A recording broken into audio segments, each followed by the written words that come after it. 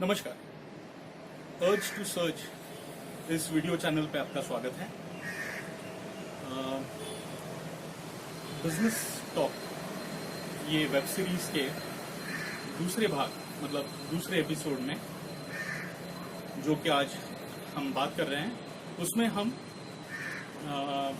एक कहानी के बारे में बात करेंगे।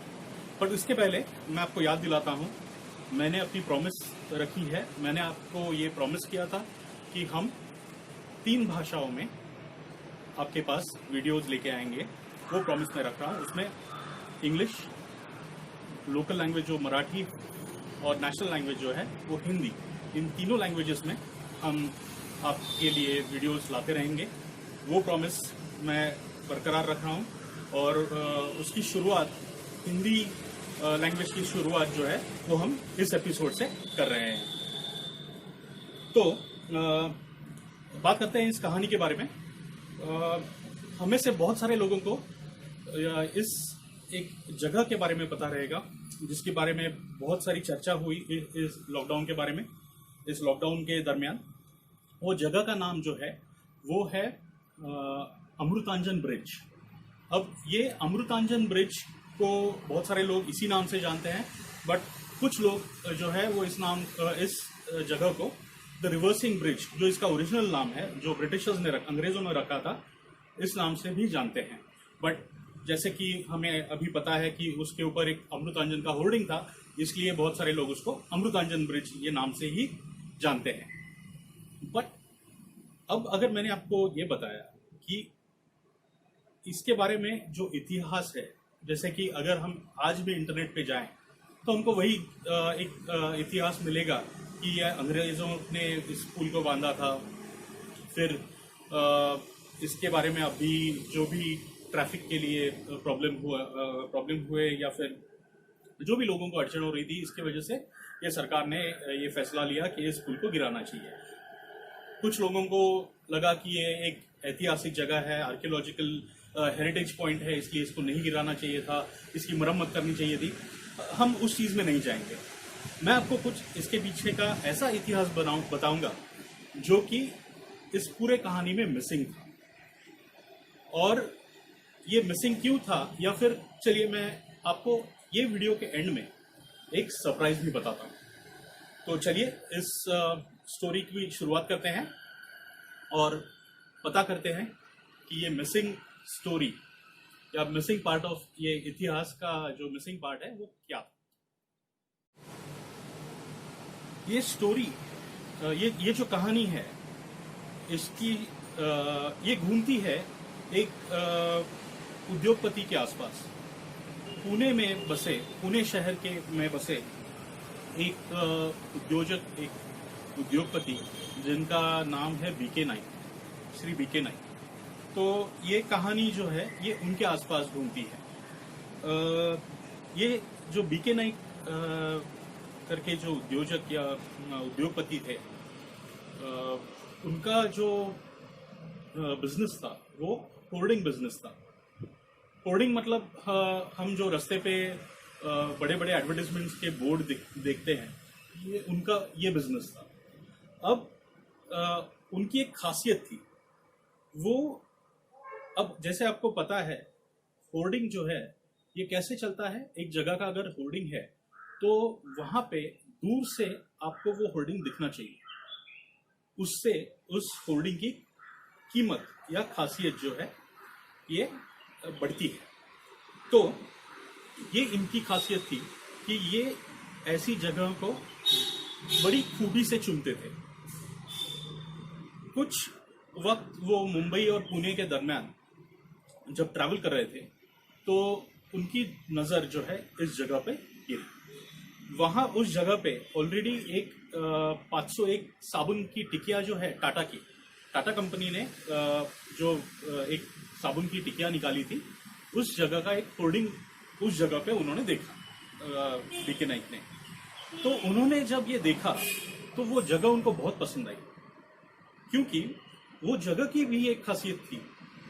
उस जगह को आप रेलवे से जाते हुए देख सकते थे, और जो पुराना मुंबई पुणे हाईवे है, उस पुराने मुंबई पुणे हाईवे से भी वो जगह बहुत खूबी से दिखती थी और बहुत दूर से दिखती थी।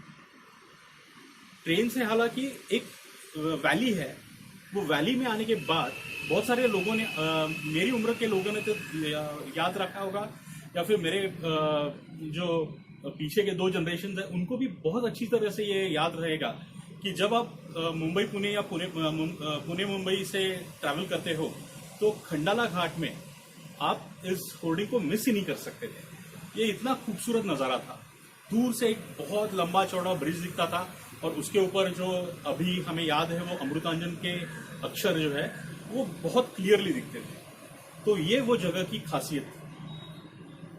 तो ये जब श्री बीके नाइक को जगह पसंद आई तो उन्होंने तय किया कि हमारा भी एक होर्डिंग ये जगह पे होना चाहिए। तो अब शुरू हो गई खोज उस जगह के मालिक की। उसका मालिक कौन था? ये तब के ज़माने की बात है जब भारत में ब्रिटिशर का अंग्रेज़ों का राज था। तो क्या ये अंग्रेज सरकार की जगह थी या किसी और की जगह थी, ये इसके बारे में हम बात करेंगे।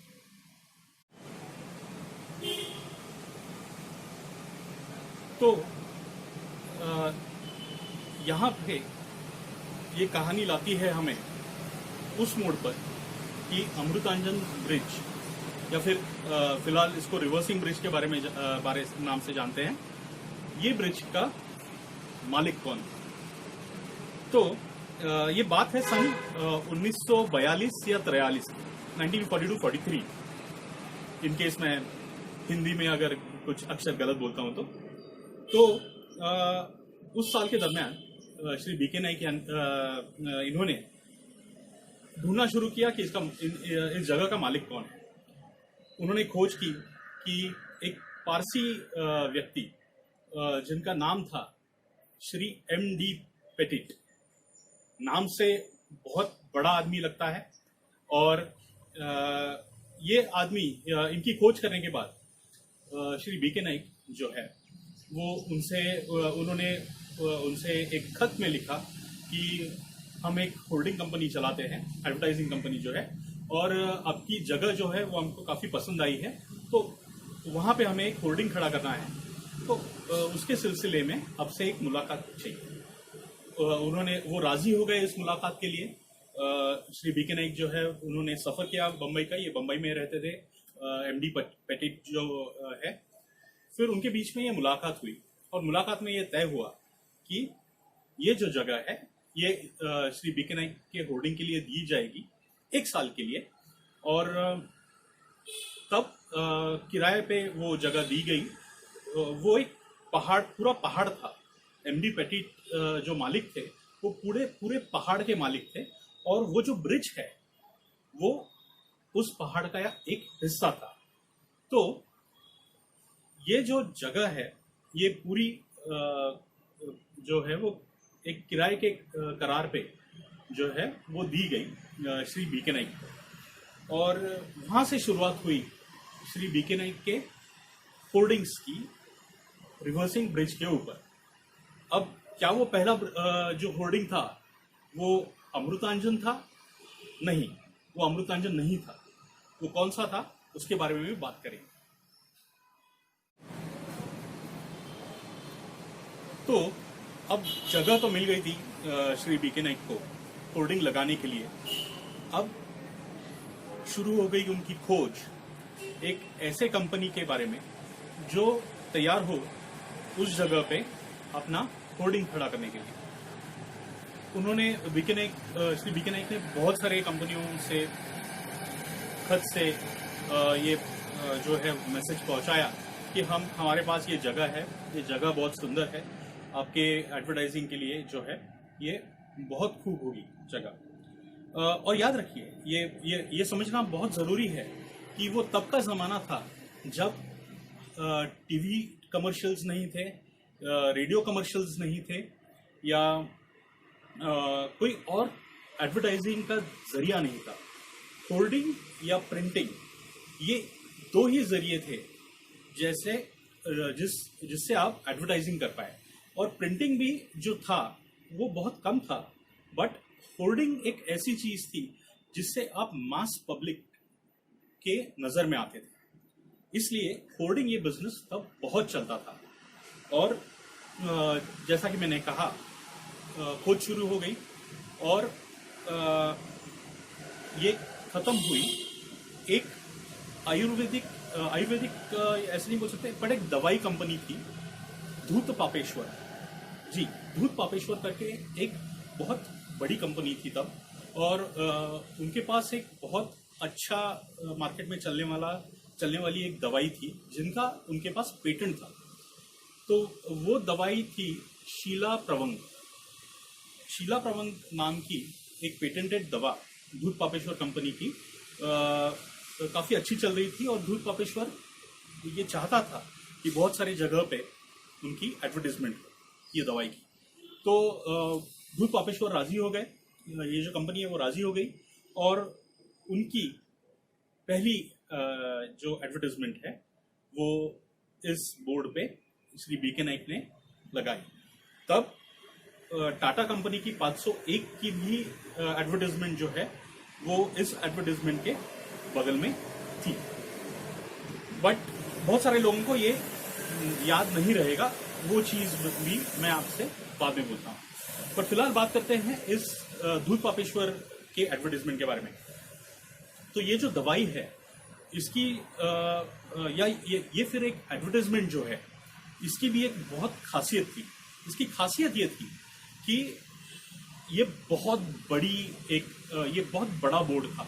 और तब के ज़माने में क्या होता था, बोर्ड जो है जनरली आज भी हम काफ़ी देखते हैं, एक रेक्टेंगुलर या स्क्वायर शेप के जो है आकार के बोर्ड्स हम आज भी देखते हैं। बहुत कम हमें अब कुछ अलग तरीके के बोर्ड मिलते हैं। पर तब ये फिर से मैं याद दिलाता हूँ, ये 42-43 की बात है। तब श्री बीके नाइक इन्होंने सोचा कि क्यों ना इसको अक्षरों में कन्वर्ट किया जाए। अब ये जो दवाई का नाम था उसको अक्षरों में बनाया गया, हर एक अक्षर अलग से बनाया गया। पतरे की शीट का, मतलब मेटल की शीट का एक एक अक्षर बनाया गया। और जब ये पूरा हुआ तो ये एक 70 फुट लंबा और 15 फीट ऊंचा ऐसा होर्डिंग बना। अब इतना बड़ा होर्डिंग बनाने की क्यों जरूरत थी? क्योंकि जब आप ट्रेन से गुजरते थे तो वो जो ब्रिज था, रिवर्सिंग ब्रिज, ये काफी दूर था। तो दूर से अगर आप कोई चीज देख रहे हैं और अगर वो छोटी रही तो आपको वो दिखेगी नहीं, ठीक से दिखेगी नहीं। इसलिए उसका बड़ा होना बहुत जरूरी था। यहाँ काफी अच्छा बिजनेस चल रहा था, काफी अच्छा धंधा चल रहा था श्री बीके नाइक का। शीला प्रवंग की काफी बड़ी एडवर्टाइजमेंट की जो अपॉर्चुनिटी थी वो श्री बीके नाइक को मिली थी और सब कुछ अच्छा चल रहा था। एक साल जो है वो पूरा हो गया और अब बारी आई ये जगह की जो भी पैसे बनते थे ये रेंट के, वो देने की। तो श्री बीके नाइक ने कांटेक्ट किया जो जगह के मैनेजर थे। मैनेजर देखते थे, बहुत बड़ी स्टेट थी, मिस्टर पैटीक जो बहुत बड़े व्यक्ति थे, पारसी व्यक्ति थे और उनकी प्रॉपर्टी भी मेरे ख्याल से काफ़ी ज़्यादा रहेगी। तो ये जो मैनेजर थे उनसे बात करने के लिए, उनको पैसे देने के लिए श्री बीके नाइक उनसे मिले। तब उस मैनेजर ने श्री बीके नाइक को कुछ ऐसी चीज़ बताई जिससे श्री बीके नाइक के पैरों तले ज़मीन हिल गई। उन्होंने ये बताया कि जो मालिक है एमडी पेटिक, उनके पास कुछ लोग आए हैं जो ये जगह को खरीदना चाहते हैं। इस बात को सुनकर श्री बीके नाइक पूरे हिल गए। उनकी जो खुशी थी कि एक बहुत अच्छी जगह पे उनको ये बिजनेस एस्टैब्लिश करने के लिए मिला है और वो एक बहुत बड़ी बात थी।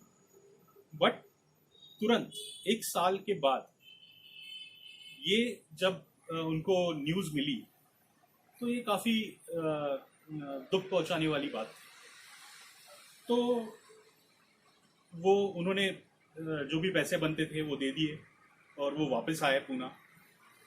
वापस आने के बाद उन्होंने इस चीज़ के बारे में सोचा कि क्या ऐसा नहीं हो सकता, कुछ रास्ता नहीं निकल सकता कि वो इस जगह को बरकरार रखे अपने इस नए बिजनेस के लिए। उन्होंने काफ़ी सारा सोचा और ऐसे ही उनके मन में ख्याल आया कि क्यों ना एमडी पेटिट से ये पूछा जाए कि वो कितने को बेचना चाहते हैं इस जमीन। तो फिर क्या, श्री बीके नाइक चल पड़े। उन्होंने श्री एमडी पेटिट से मुलाकात की और उस मुलाकात में उन्होंने ऐसे ही पूछ लिया कि मिस्टर पेटिट आप कितना एक्सपेक्ट कर रहे हैं इस जगह का। एमडी पेटिट ने जो भी रकम है वो बताई। ऑफ कोर्स तब श्री बीके नाइक के पास इतनी रकम थी नहीं, बट उन्होंने उनसे कहा कि मैं इसके बारे में सोचता हूँ और आपको जवाब देता हूँ, बट तब तक आप इस जगह को प्लीज़ किसी को मत दीजिए। फिर श्री बीके नाइक वापस आए और उन्होंने उनकी बहुत सारी कंपनीज के साथ बात होती थी। बहुत सारे जब पुराने कंपनीज हैं जैसे किर्लोस्कर है, अमृतांजन है या फिर सांडू है, ऐसे बहुत सारी तब की बहुत बड़ी कंपनीज थी जिनके होर्डिंग्स जो है बीके नाइक लगा चुके थे। तो उन्होंने इन सारे कंपनीज से बात की कि मैं एक ऐसी जगह है जो मेरे बिजनेस के बहुत फायदे की है, जिससे आपका भी फायदा होगा, तो आप मुझे मदद कीजिए, इस जगह को खरीदने के लिए आप मुझे पैसे दीजिए। तो तब मेरे ख्याल से पनवेल सांडू और अफाली और ऐसे ही कुछ पुरानी कंपनीज जो है उन्होंने मदद की श्री बीके नाइक को, पैसे दिए इस जगह को खरीदने के लिए। और फिर श्री बीके नाइक के पास उस जगह को खरीदने के पैसे थे। और फिर बात हुई, एमडी पेटिट से बात हुई, एमडी पेटिट से ये जगह खरीदी गई और ये जो रिवर्सिंग ब्रिज है वो श्री बीके नाइक के ओनरशिप का हुआ, उनके मालकानी हक का हुआ। तो याद है आपको, मैंने कहा था उस जगह को अमृतांजन ब्रिज क्यों कहते हैं, उस जगह को 501 ब्रिज क्यों नहीं कहते, क्योंकि याद है मैंने आपको कहा था वहां पे टाटा कंपनी का एक 501 के साबन के टिकिया का भी एक एडवर्टाइजमेंट था, तो उसको वो नाम से क्यों नहीं जानते। इस चीज के बारे में भी आपको बताता हूँ। जैसे ही श्री बीके नाइक ने यह जगह खरीद ली, अब उनको जरूरत नहीं थी किसी और कंपनी की होर्डिंग वहां पे लगाने की, ये उनका खुद के होर्डिंग कंपनी की जगह थी। इसलिए उन्होंने टाटा कंपनी को एक नोटिस भेजी। वो नोटिस थी इस स्ट्रक्चर को खाली करने की, और तुरंत टाटा कंपनी ने इस नोटिस का पालन किया। उन्होंने 1 महीने के अंदर अपनी जो 501 टिकिया की जो एडवर्टाइजमेंट थी वो वहां से खाली कर दी। और इसके लिए इस ब्रिज को अमृतांजन ब्रिज करके ही जानते हैं, 501 ब्रिज या फिर टाटा ब्रिज के नाम से नहीं जानते। तो 15 नवंबर 1944 को ये reversing bridge Shri BK Naik के पास आ गया। और वहाँ जैसे कि मैंने आपको बताया था, शीला प्रवंग करके जो पहली एडवर्टाइजमेंट थी वो लगाई गई। अब दूसरी एडवर्टाइजमेंट उस पर कौन सी थी? दूसरी एडवर्टाइजमेंट जो थी वो साठे बिस्किट करके एक बहुत बड़ी बिस्किट कंपनी थी। जैसे आज हम पार्ले कंपनी को जानते हैं, वैसे तब साठे कंपनी बहुत बड़ी कंपनी थी और उनके बिस्किट्स जो है वो काफ़ी मार्केट में चलते थे। तो उनकी जो है वो दूसरी एडवर्टाइजमेंट थी। और उसके बाद में मेरे ख्याल से बहुत सारी कंपनीज की एडवर्टाइजमेंट वहाँ पे होगी। बट जो सबसे लंबी चली और जो सबसे ज़्यादा लोगों को और हमें याद है वो थी ये फेमस अमृतांजन की एडवर्टीजमेंट। अब ये अमृतांजन की एडवर्टीजमेंट भी उतनी ही उसी तरीके से बनाई गई थी। एक एक जो अक्षर था वो बनाया गया था। लंबाई ऊंचाई उतनी थी, 75 फीट लंबा और 15 फीट ऊंचा ये ऐसा एक होर्डिंग था जो बहुत सारे लोगों को अच्छा लगता था जब वो ट्रेन से उस एरिया से सफ़र करते थे जहाँ पे पूरे पहाड़ भरी वैली में से आप एक ओपन स्पेस में आते थे, ओपन एरिया में आते थे जहाँ पे आपको दूर से वो ब्रिज दिखता था और वो ब्रिज के ऊपर सफ़ेद अक्षरों में अमृतांजन करके लिखा होता था। तो इस तरह से ये अमृतांजन ब्रिज उसको नाम गिरा और ये लोगों में बहुत इस ब्रिज को पसंद किया, लोगों ने बहुत इसको प्यार दिया। मेरे ख्याल से अभी भी जब इस पुल को गिराया गया तो बहुत सारे लोगों ने आपत्ति जताई थी कि इसको आप मत गिराइए, इसको आप वैसे ही रहने दीजिए, दुरुस्त कीजिए, बट चाहे तो रोड घुमाइए। ऐसे बहुत सारे लोगों ने ऑब्जेक्शंस लिए थे इस चीज़ को लेके। बट खैर जो हुआ सो हुआ। अब ये ब्रिज तो हमारे साथ नहीं रहा, बट इससे जुड़ी हुई बहुत सारी अच्छी यादें जो है वो आपके और हमारे साथ हमेशा जुड़ी रहेंगी। मुझे याद है मैंने आपसे वादा किया था कि इस वीडियो के अंत में मैं आपसे एक सरप्राइज जो है वो शेयर करूंगा और इसके बारे में बात करते हैं। बट उसके पहले आपको ये लगा होगा कि इंटरनेट पे तो ये कुछ भी नहीं है, इंटरनेट पे तो हमने बहुत ढूंढा बट ये कुछ भी आपको नहीं मिला, फिर ये मुझे कैसे पता। तो याद है मैंने आपको सरप्राइज के बारे में बात किया था, उसके बारे में बात करता हूँ। ये जो श्री बीके नाइक है ये मेरे दादाजी हैं और इसके लिए ये घर की बात है, इसलिए मुझे ये सारी चीज़ें पता है। और मैं आपको ये भी बताता हूँ कि ये जो ब्रिज का सफ़र है पहले अंग्रेज़ों से शुरू हुआ, अंग्रेज़ों ने इस पुल को बांधा, फिर ये आया श्री एमडी पेटीट के हाथ में, प्राइवेट ओनर थे। फिर आया ये मेरे दादाजी के पास श्री बीके नाइक, ये भी एक प्राइवेट ओनर थे। फिर इसको गिराया किसने और कैसे, तो उसके बारे में भी आपको बताता हूँ। जैसे ही एक्सप्रेसवे का प्रोजेक्ट हुआ तो एक्सप्रेसवे का जो प्लान था रोड का वो इस जगह से गुजर रहा था।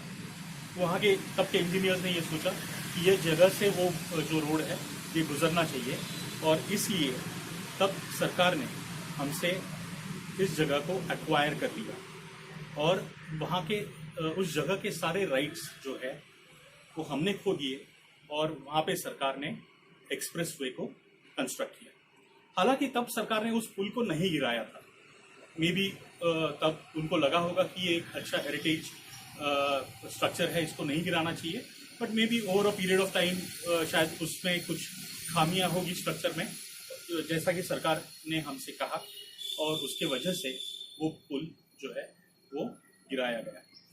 अब ये कुछ बहुत अच्छे लम्हे थे, कुछ अच्छी यादें थी जो हमने याद रखी और आज वो सारी चीज़ें, आज वो सारी बातें मैंने आपसे शेयर की हैं और अभी आप अमृतांजन ब्रिज के बारे में एक पूरी कहानी जो है वो जानते हैं, ना कि सिर्फ वो जो इंटरनेट पे मौजूद। तो इस कहानी को हम यही ख़त्म करते हैं। मैं आपसे ये हिंदी में बात कर रहा हूँ, माफ़ कीजिए, मेरी हिंदी इतनी दुरुस्त नहीं है, अगर कुछ गलतियाँ मैंने की है तो उसके लिए आप मुझे माफ़ कीजिए और आपसे अलविदा लेता हूँ। ऐसे ही अच्छे वीडियोस हम आपके लिए लेके आते रहेंगे और अलग अलग भाषाओं में, अंग्रेज़ी, मराठी और हिंदी में आपसे बात करते रहेंगे। आपको अगर ये वीडियो पसंद आया हो तो इसे लाइक कीजिए। अगर आपने इस चैनल को सब्सक्राइब नहीं किया है तो इस चैनल को ज़रूर सब्सक्राइब कीजिए।